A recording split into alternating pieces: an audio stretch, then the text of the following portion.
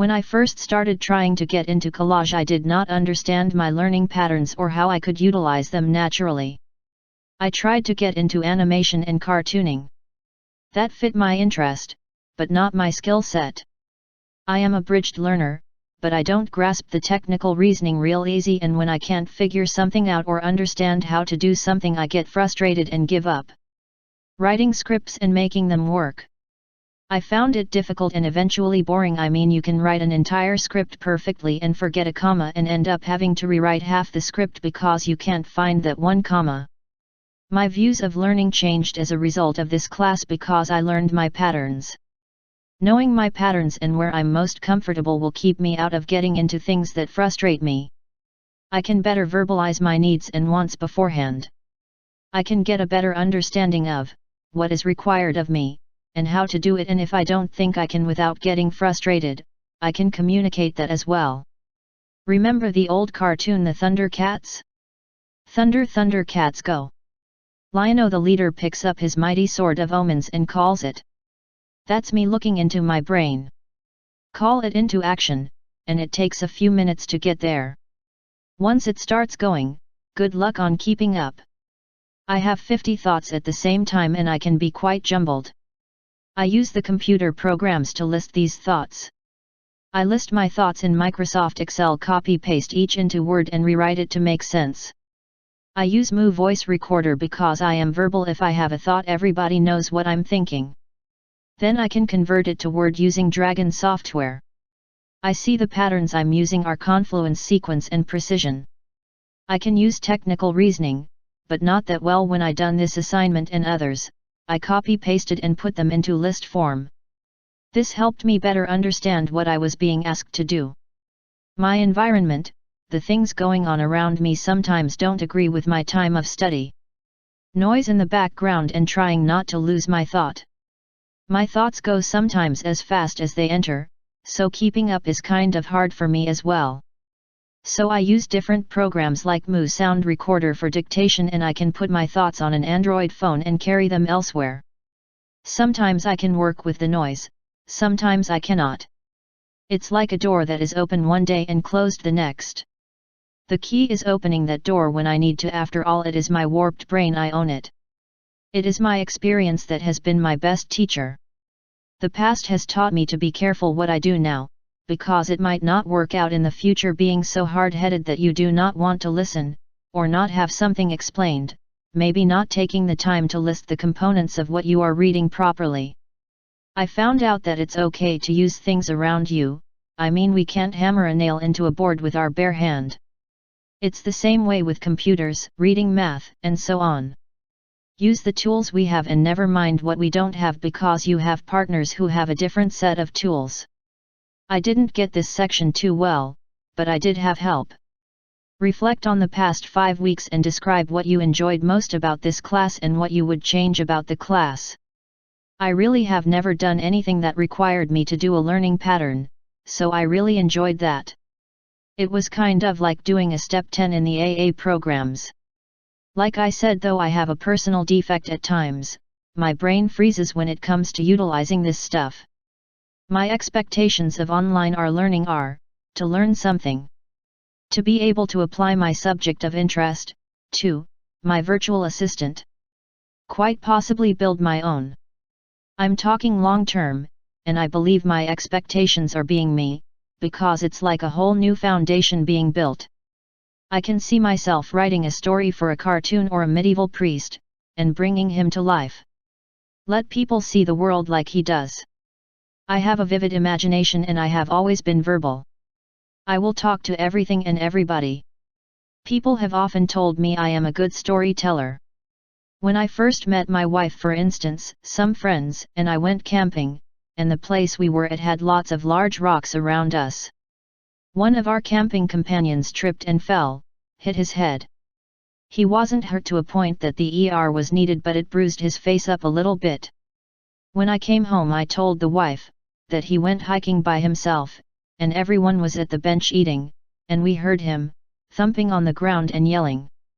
When we got there, he had caught a bobcat by hand, and was wrestling with it.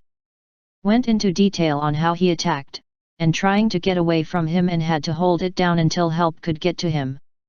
She ran down there to see if he was okay, and wasn't real happy when she found out the truth that he just tripped and fell.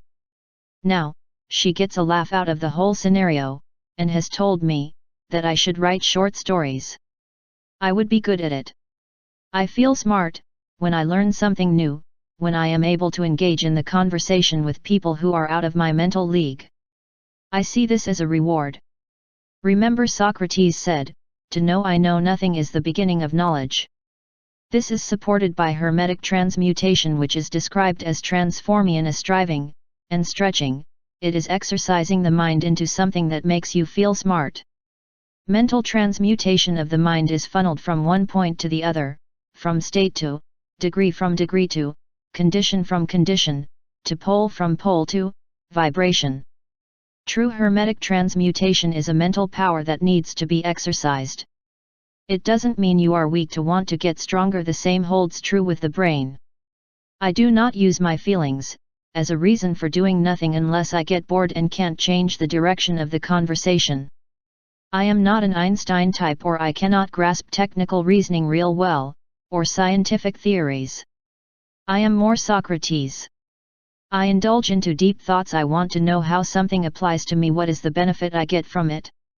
I don't care how it works or what it looks like as long as I find it useful. Einstein and Socrates are both highly intelligent, but they aren't wired the same way. They learn different and need different stimuli to achieve the required goal. I don't have a fixed mindset. I try not to avoid an opportunity to learn.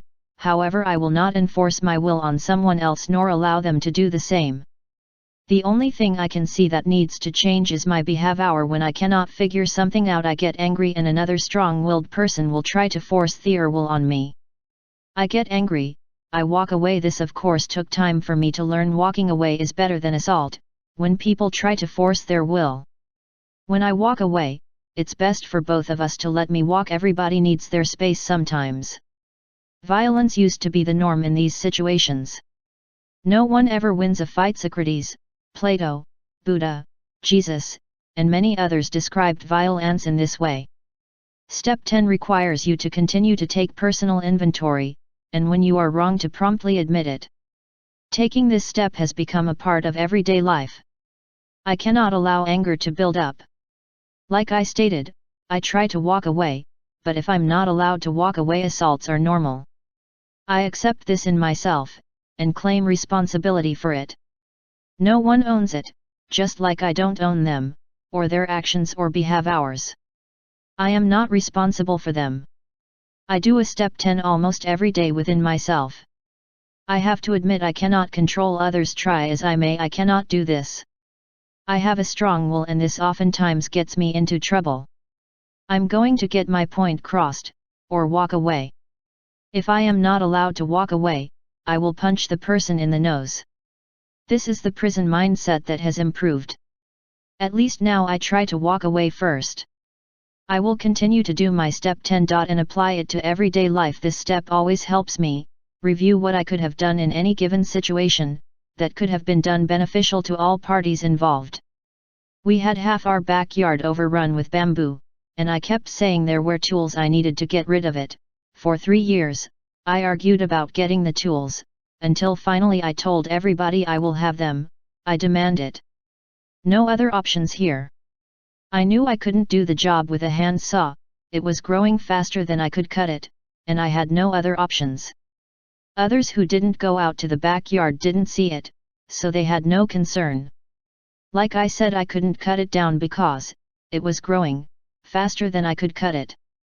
I didn't feel comfortable using a chainsaw because I had never used one before, but it had to be done.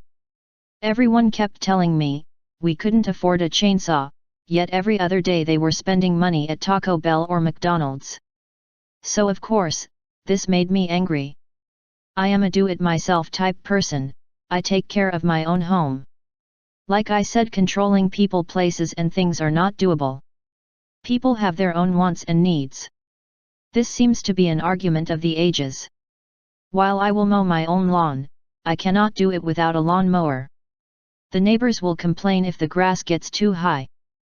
I end up having to argue to get gas for the mower, while other people want to spend the money on a happy meal.